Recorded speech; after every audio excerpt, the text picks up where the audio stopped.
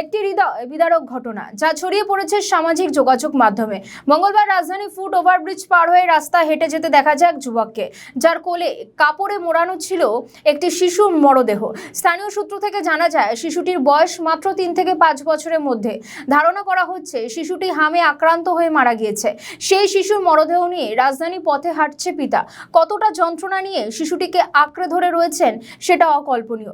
কিন্তু এই ঘটনার দায় কার? মোহাম্মদ ইউনুস যে কাজ করে গিয়েছেন তার ফল ভুগতে হচ্ছে সাধারণ মানুষকে। তবে এবার ইউনুসকে এর জন্য ফাঁসি দেওয়া হবে। কেন এটা বলছি সেটা আগে জানা যাক, আসলে ঘটনাটা কি। জানা যায় রাজধানীর ফুট ওভার ব্রিজ পার হয়ে রাস্তা হেঁটে যেতে দেখা যায় যুবককে। তার হাতে রয়েছে একটি শিশু মৃতদেহ।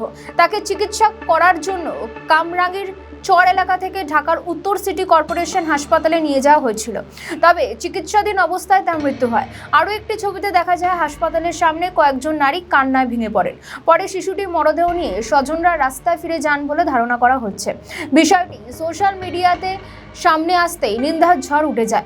প্রশাসন বা সরকারের পক্ষ থেকে এই বিষয়ে এখনো পর্যন্ত কোনো বক্তব্য দেওয়া হয়নি। তবে এর দায় যে পুরোপুরি মোহাম্মদ ইউনুসের উপরই বর্তাবে সেটার বলার অপেক্ষা রাখে না। কারণ হামের জন্য টিকাকরণের ব্যবস্থা করে যায়নি অন্তর্বর্তীকালীন সরকার। শুধু তাই নয়, যেটুকু টিকাকরণের ব্যবস্থা করেছিল তৎকালীন আওয়ামী লীগ সরকার সেটাও কার্যত বাতিল করে দিয়েছেন। আওয়ামী লীগ বিরোধিতা করতে গিয়ে সাধারণ মানুষকে মৃত্যুর মুখে ঠেলে দিয়েছেন মোহাম্মদ ইউনুস। এর দায় তো তাকে নিতেই হবে। যখন অন্তর্বর্তীকালীন সরকারের অবসান ঘটল, যখন বিএনপি ক্ষমতায় এলো, তখন দেখা যায় একের পর এক সাবেক উপদেষ্টার বিরুদ্ধে অভিযোগ। এমনকি সেই তালিকায় রয়েছে সাবেক প্রধান উপদেষ্টা মোহাম্মদ ইউনুস। তার বিরুদ্ধে বেশ কয়েকটি মামলাও রুজু করা হয়েছে, কিন্তু এখনো তাকে জিজ্ঞাসাবাদ করা হয়নি। অনেকে বলছেন প্রাথমিকভাবে তাকে জিজ্ঞাসাবাদই করা হলো না। সেক্ষেত্রে বিএনপি কেন কোনো পদক্ষেপ করছে না, এই প্রশ্ন উঠছে। এমনকি অন্তর্বর্তীকালীন সরকার এমন আরও অনেক কাজ করেছে যেগুলি নিয়েও বিএনপি এখনো পর্যন্ত কোনো পদক্ষেপই করেনি।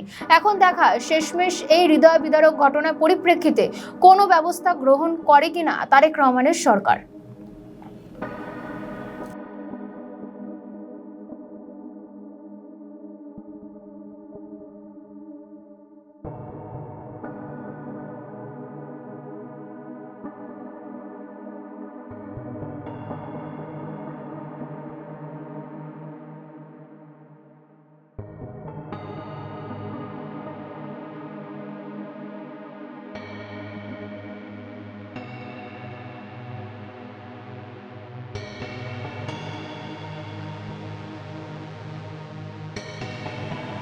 আমাদের ভিডিও ভালো লাগলে লাইক ও শেয়ার করুন। কমেন্ট সেকশনে আপনাদের মতামত জানান।